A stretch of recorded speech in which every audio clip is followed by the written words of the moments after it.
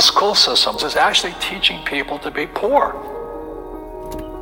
The school system will never teach you about money.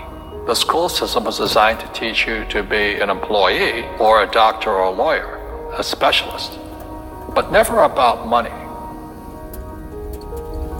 My father was the head of education, PhD, all that stuff.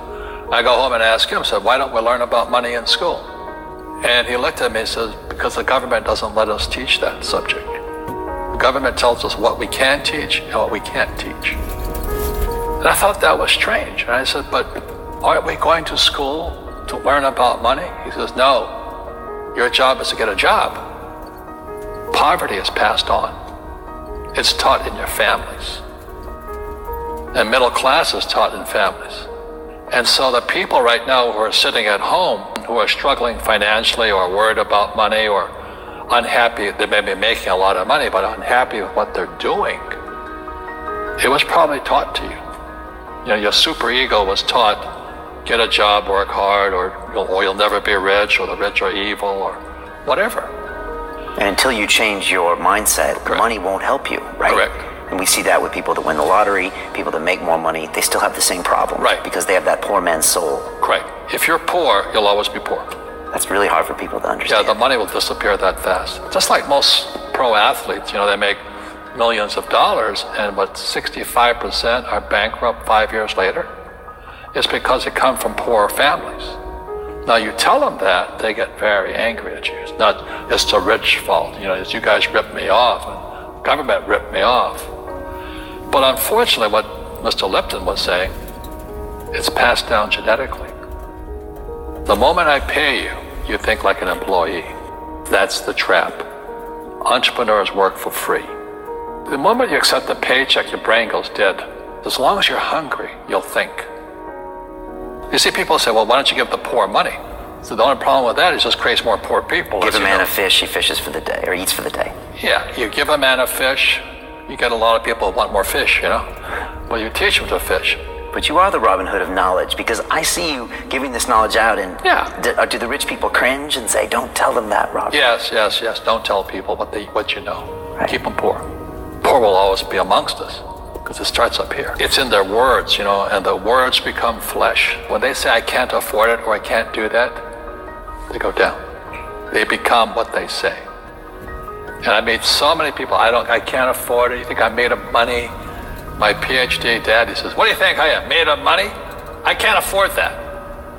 And my rich dad would say, that's why he's poor. Poor people say, I can't afford it, I can't do that, I don't have time. Because this is an escape. It's an escape. You know what I mean? It's easy to say, I can't afford it. Oh, I'm too tired. Oh, I can't go to the gym. You know, when you could go to the gym. But no, I can't. Truth is, I'm just too lazy to go to the gym. And you play it safe, and you don't introduce new risks into your life, and so... I have job security. Right. And your rich dad used to say what instead of, I can't afford it? How can I afford it? How can I do that? You know, what would it take, or why should I do that? A question opens the mind, a statement closes the mind. See, when you say, I can't afford it, your mind shuts down, and you become what you say. You know, people say, well, money is not that important to me. Then if money is not that important to you, money is not important to you. I mean, you know what I mean? I don't care about money. The money doesn't care about you. You know, the word does become flesh. Or I'll never be rich. Or the favorite one is the rich are greedy. It's the poor that are greedy. You know, if you think about it, because to be rich, you have to give something. You know, I have to produce books and games, and I purchase real estate, I provide housing, provide jobs and all that. That's why I'm rich. But greedy people produce nothing. Oh no, it's the rich that are greedy. And I'm going, hey, sports fans, you know, you point a finger forward, three are pointing backwards. And so as we know, there's a big attitude problem against the rich today. We all have fear. You know, to be truthful, we all have fear. It's just how you deal with it. You know, Einstein said, you know, imagination is more important than knowledge, but knowledge empowers imagination. And what most people lack is real business knowledge, like accounting, you know, like debt, like taxes.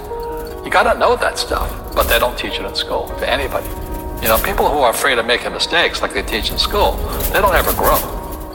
Because spirituality is there's good and there's bad, there's right and there's wrong, there's up and there's down. Most people only want to be right, they only want to be positive.